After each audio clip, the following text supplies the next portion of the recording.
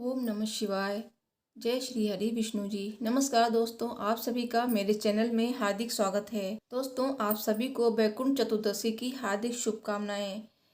दोस्तों, वैकुंठ चतुर्दशी को हरि और हर के मिलन का दिन माना जाता है। वैकुंठ चतुर्दशी का व्रत 2022 में 6 नवंबर को रखा जाएगा। दोस्तों, अगर आप पूजा विधि जानना चाहते हैं, साथ ही शुभ मुहूर्त, पूजा का क्या समय रहेगा और पूजा के लिए कौन से मंत्र का आपको जाप करना चाहिए, तो आप मेरे चैनल पे जाइए, विजिट कीजिए। मैंने वीडियो अपलोड की है, तो उसमें आप सारी जानकारी प्राप्त कर सकते हैं। वैसे मैं उसका लिंक आई बटन पे और एंड स्क्रीन पे दे दूंगी।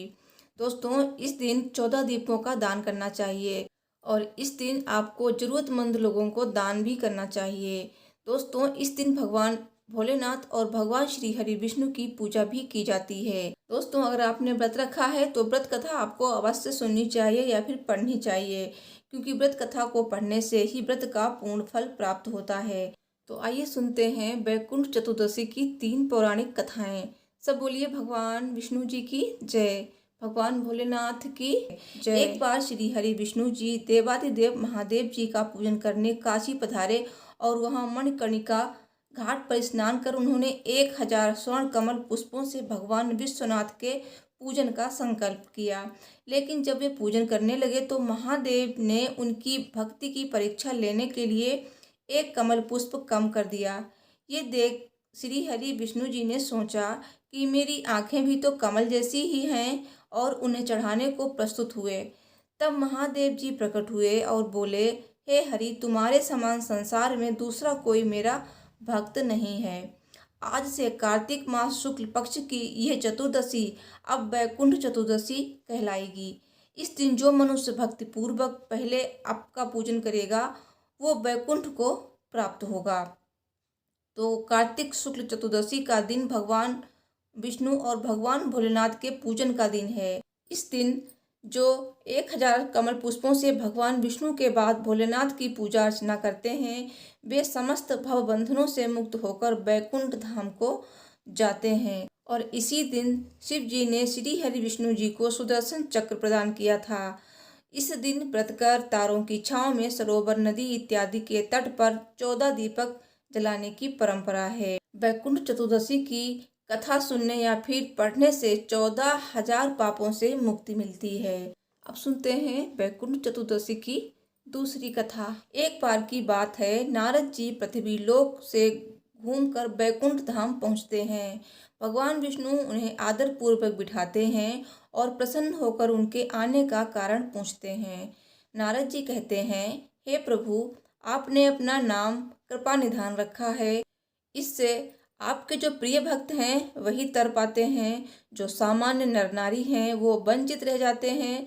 इसीलिए आप मुझे कोई ऐसा सरल मार्ग बताएं जिससे सामान्य भक्त भी आपकी भक्ति कर मुक्ति पा सकें। ये सुनकर विष्णु जी बोले, हे नारद, मेरी बात सुनो। कार्तिक शुक्ल पक्ष की चतुर्दशी को जो नर नारी व्रत का पालन करेंगे और श्रद्धा भक्ति से मेरी पूजा अर्चना करेंगे, उनके लिए स्वर्ग के द्वार साक्षात खुले होंगे।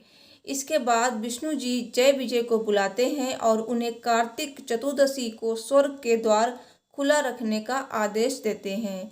भगवान विष्णु कहते हैं कि इस दिन जो भी भक्त मेरा थोड़ा सा भी नाम लेकर पूजन करेगा वो वैकुंठ धाम को प्राप्त करेगा। जय श्री हरि विष्णु जी की। आइए अब सुनते हैं वैकुंठ चतुर्दशी की तीसरी कथा। धनेश्वर नाम का एक ब्राह्मण था जो बहुत बुरे काम करता था। उसके ऊपर कई पाप थे। एक दिन वो गोदावरी नदी में स्नान के लिए गया।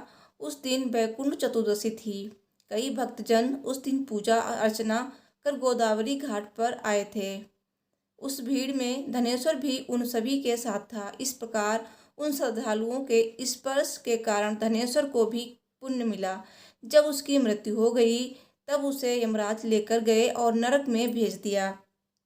तब भगवान विष्णु जी ने कहा, ये बहुत पापी है, पर इसने वैकुंठ चतुर्दशी के दिन गोदावरी नदी में स्नान किया और श्रद्धालुओं के पुण्य के कारण इसके सभी पाप नष्ट हो गए, इसीलिए इसे वैकुंठ धाम मिलेगा। अतः धनेश्वर को वैकुंठ धाम की प्राप्ति हुई।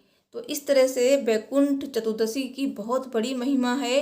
तो दोस्तों सब बोलिए भगवान भोलेनाथ की जय, भगवान विष्णु जी की जय।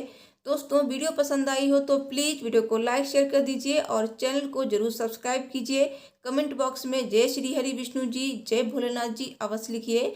भगवान भोलेनाथ, भगवान विष्णु जी आपकी सभी मनोकामनाएं शीघ्र ही पूरी करेंगे। Thanks for watching. हर हर महादेव, जय माता दी।